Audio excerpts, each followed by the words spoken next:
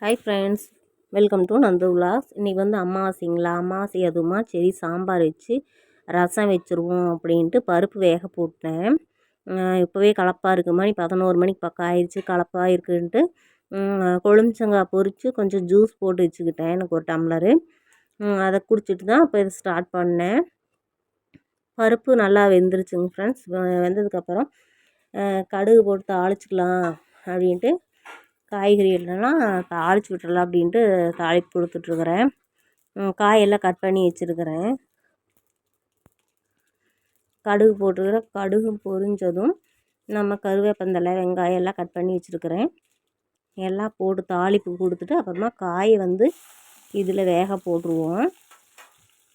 தாளிப்பு கூட வேக போடும்போது தான் டேஸ்ட்டாக இருக்கும். ஒவ்வொருத்தருக்கும் எது செஞ்சாலுமே நல்லா டேஸ்ட்டாக வரும்.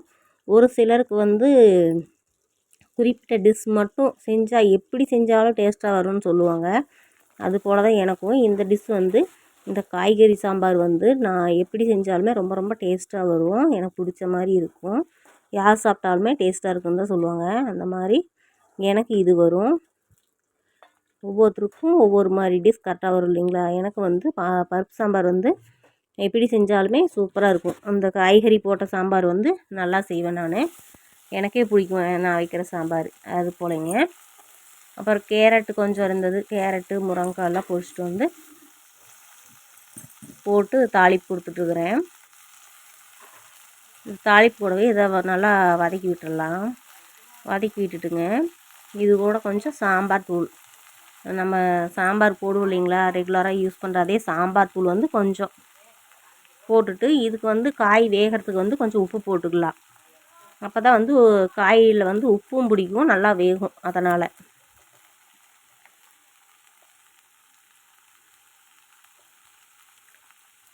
உப்பு சாம்பார் தூள் எல்லாம் போட்டுட்டு நல்லா பெரட்டி விட்டுறலாம்.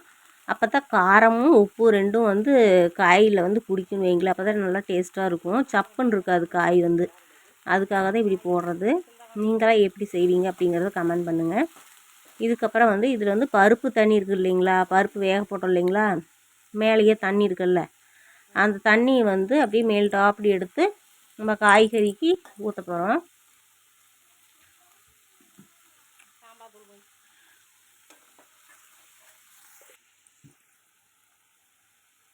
நல்லா பெரட்டி விட்டுட்டேன். நல்லா பெரட்டி விட்டுட்டு பாருங்கள், இது போல் தான் மேல் டாப்படி எடுத்துட்டு நம்ம வந்து இப்படி ஊற்றிடணும். காய்கறி சாம்பார் எப்படி வருது அப்படிங்கிறதுக்காக காட்டுறேன். ரொம்ப டேஸ்ட்டாக இருக்கும். மெயினாக வந்து இந்த பருப்பு தண்ணி ஊற்றி காய் வந்து வேக போடுறதுனால தான் சாம்பார் வந்து டேஸ்ட் கொடுக்கும்.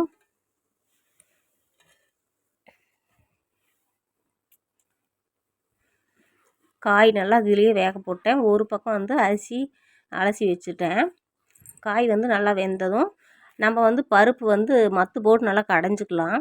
நான் வந்து குக்கரில் எதுவும் வைக்க மாட்டேங்க, இந்த மாதிரி பாத்திரத்தில் தான் வைப்பேன்.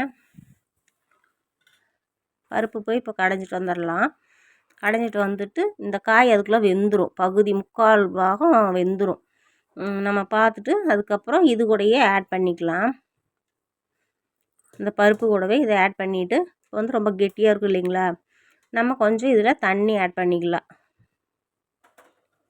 சுடு தண்ணியாக தான் ஆட் பண்ணணும், பச்சை தண்ணி வந்து ஊற்றக்கூடாதுங்க. சுடு தண்ணி வந்து பக்கத்துலேயே வச்சுக்கோங்க. நம்ம பக்கத்தில் வச்சுட்டு அதுக்கப்புறம் சுடு தண்ணி ஆட் பண்ணிக்கலாம்.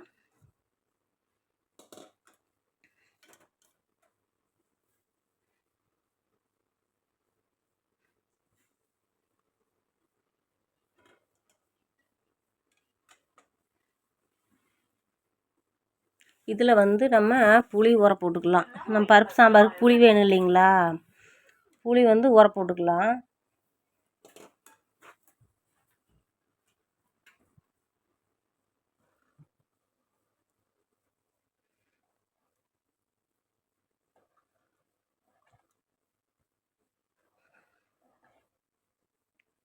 ரொம்ப டேஸ்ட்டாக இருக்குங்க சாம்பார்.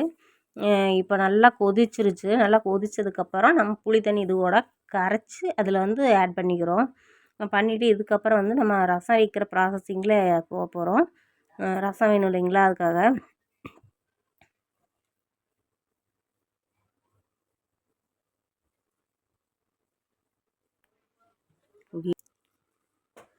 காய் வந்து வெந்துருச்சா இல்லையாங்கிறத நான் செக் பண்ணிக்கிறேன். செக் பண்ணிட்டேன் ஃப்ரெண்ட்ஸ். வந்து நல்லா வெந்துருச்சு. இன்னும் ஒரு 2 நிமிஷம் பக்கம் விட்டுட்டு ஆஃப் பண்ணிட வேண்டியதான். இது வந்து நம்ம ரசம் வைக்க போகிறோம். ரசத்துக்கு வந்து தனியாக வந்து வேக போட்டுற போகிறோம். அது வேக போட்டுட்டு இது கொத்தமல்லி இலை போட்டு நம்ம இதை இறக்கிற போகிறோம்.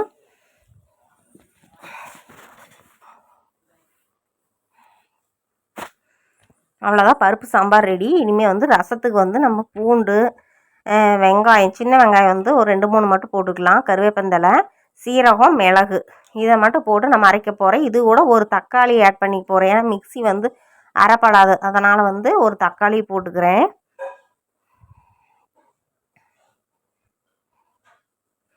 பூண்டு வந்து தொல்லி உளிக்காமல் போட்டால் கொஞ்சம் டேஸ்ட்டாக இருக்கும். அதனால் அந்த பூண்டோட ஸ்மெல் அப்படியே இருக்கும், அதுக்காக தான் அப்படியே போடுறது. இதுக்கப்புறம் ரசம் தாளிச்சிக்கலாம். அதை அரைச்சி வச்சுட்டேன். ரசம் தாளிப்பு கொடுத்துக்கலான்ட்டு ஒரு வடைச்சட்டி வச்சு அதில் எண்ணெய் ஊற்றிட்டேன்.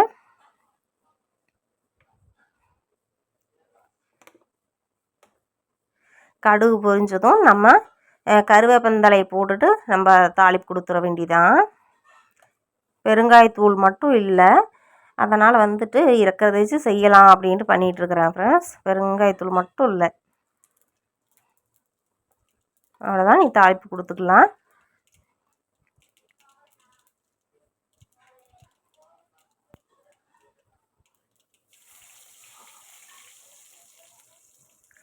கருவேப்பந்தலை பொரிஞ்சதும் நம்ம மிக்ஸி ஜாரில் இருக்கிற அந்த பூண்டு பேஸ்டெல்லாம் அதில் போட போகிறோம்.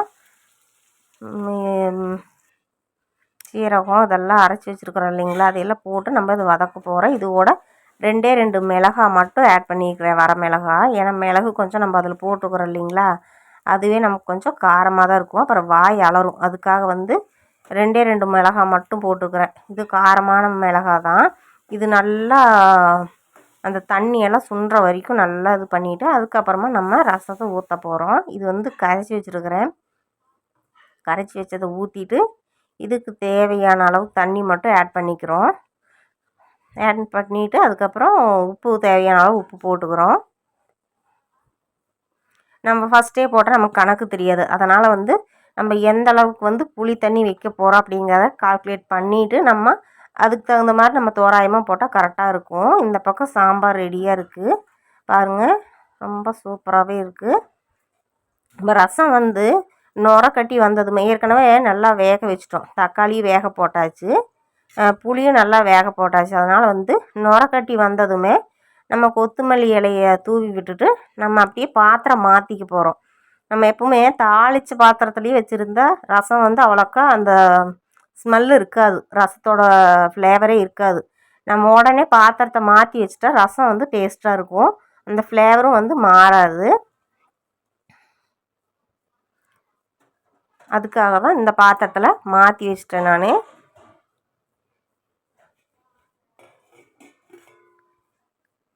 இதுக்கப்புறம் சரி கொஞ்சம் அப்பளம் மட்டும் பொரிச்சிக்கலாம் அப்படின்ட்டு பையன் கேட்டான், அப்பளம் பொரிங்கம்மான்னு சொல்லி கேட்டதுனால சரி அப்பளம் மட்டும் கொஞ்சம் பொரிச்சிக்கலாம் அப்படின்ட்டு அப்பளம் பொரிச்சிட்ருக்கிறேன். அப்பளமும் கொஞ்சம் குடல் இருந்தது, கலர் கலராக இருக்கும் இல்லைங்களா, இந்த சந்தையிலே வச்சுருப்பாங்க அந்த குடல் தான். அப்பப்போ வாங்கி இப்படி தான் பொரிச்சுக்கிறது.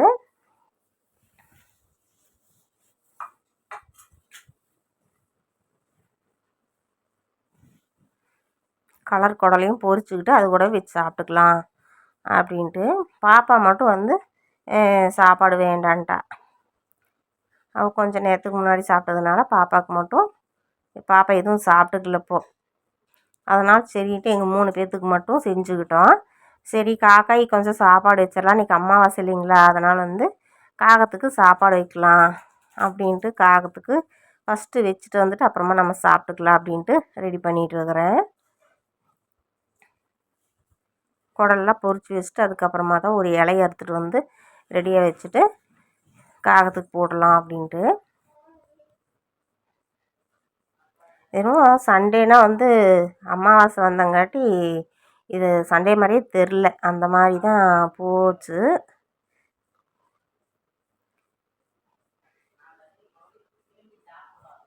இந்த ஞாயிற்றுக்கிழமை மாதிரியே எங்களுக்கு தெரில.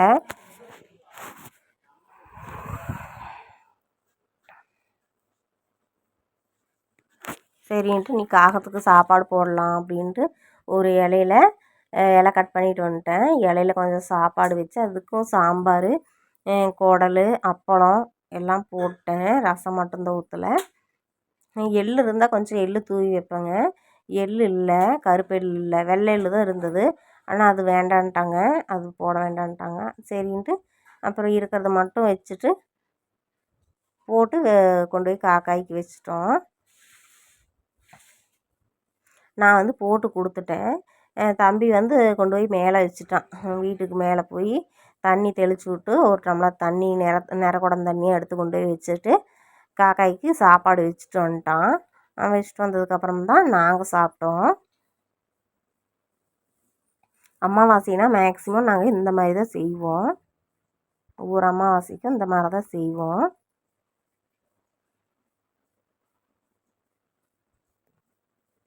அவ்வளோதாங்க. என்ன சாப்பிட்லாம் அப்படின்னு சொல்லிட்டு நாங்கள் எல்லாம் வந்துட்டோம். சரி சாப்பிட்லாம் அப்படின்ட்டு உட்காந்துட்டு சாப்பிட்றோம். பாப்பா மட்டும் முதலே சாப்பிட்டா, அதனால் அவளுக்கு சாப்பாடு சாப்பிடலவ. நாங்கள் 3 பேர் மட்டும் உட்காந்து சாப்பிட்றோம். இந்த வீடியோ பிடிச்சிருந்தால் லைக் பண்ணுங்கள், சப்ஸ்கிரைப் பண்ணுங்கள் ஃப்ரெண்ட்ஸ். இந்த வீடியோ இதோட முடியுது. மீண்டும் ஒரு வீடியோவில் சந்திப்போம். பாய்.